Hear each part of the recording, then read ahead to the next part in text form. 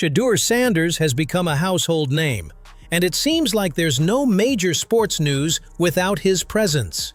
Recently, the Sporting News reported that Shedeur might be on the radar of several teams in Canada, with the Toronto Argonauts leading the charge if Cleveland lets him go. The CFL, in search of a new face to help drive attention to the league, has reportedly set its sights on the young star. But here's the catch.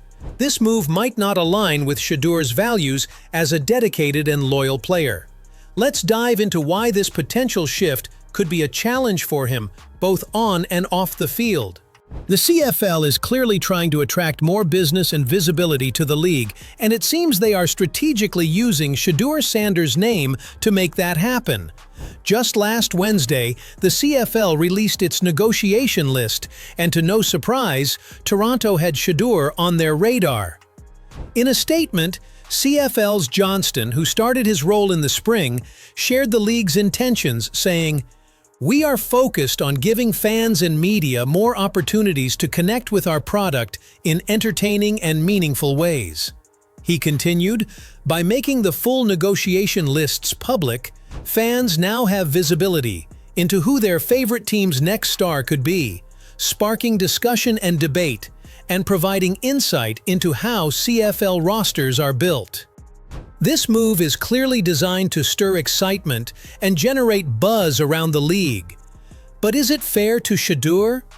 This doesn't mean that Shedeur Sanders is actively negotiating with the Argonauts, but it does show that Toronto is keeping him on their radar, with exclusive rights to sign him if the situation arises. Whether or not Deion Sanders would approve of his son heading up north remains unclear, adding another layer of complexity to this potential move. What's particularly interesting is that this is the first time the CFL has ever released its negotiation list to the public, and the timing couldn't be more perfect for the league. With the most popular rookie in NFL history, Shedeur Sanders, on that list, it's no surprise that the CFL would want to capitalize on the buzz. For Sanders, though, this timing might not be ideal, as he's suddenly thrust into a situation he likely never expected to be part of. But at the end of the day, as the grown QB, Shedeur may have brought this attention upon himself.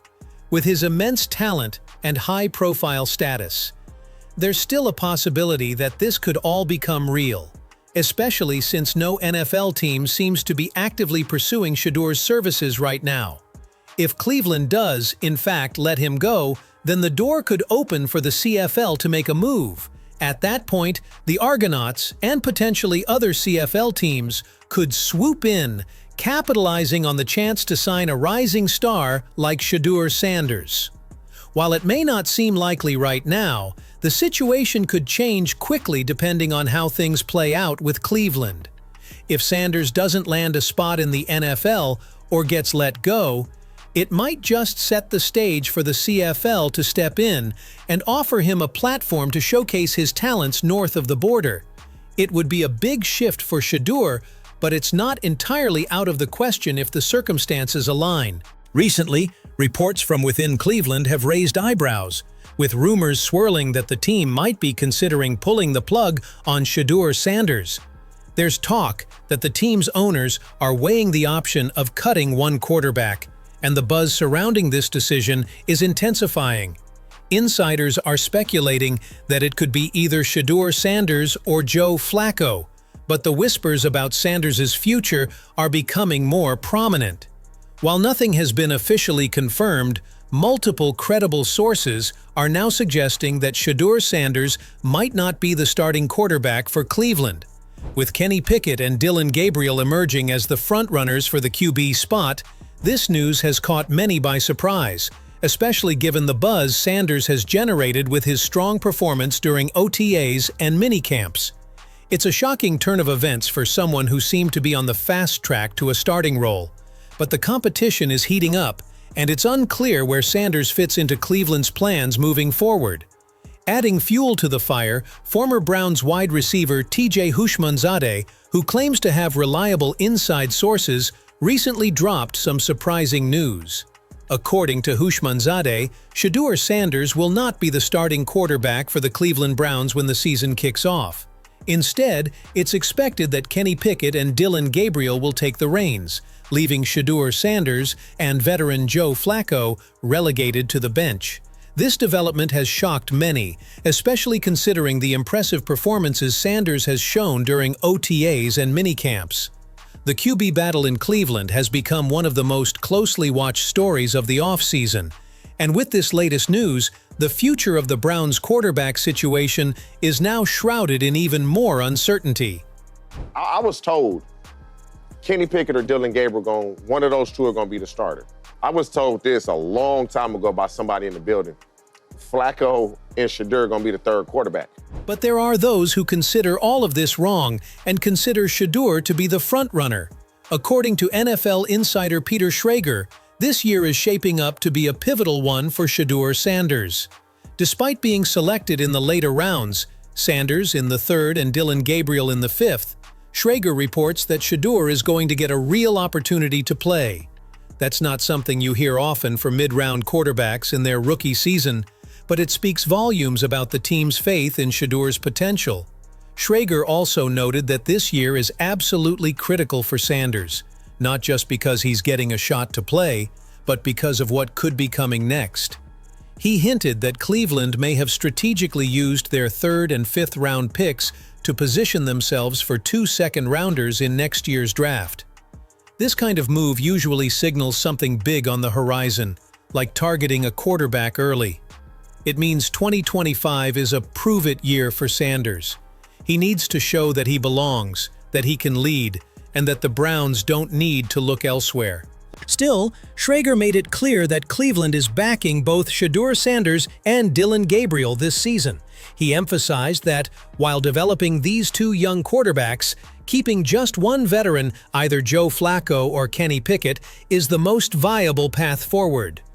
Quarterback is always going to be looming in every conversation. So I think they're going to want to get those guys action, Gabriel and Sanders. I think they're going to want to have one veteran quarterback. I don't know if there's a value in having both of those veteran quarterbacks and then having two rookies on the roster as well.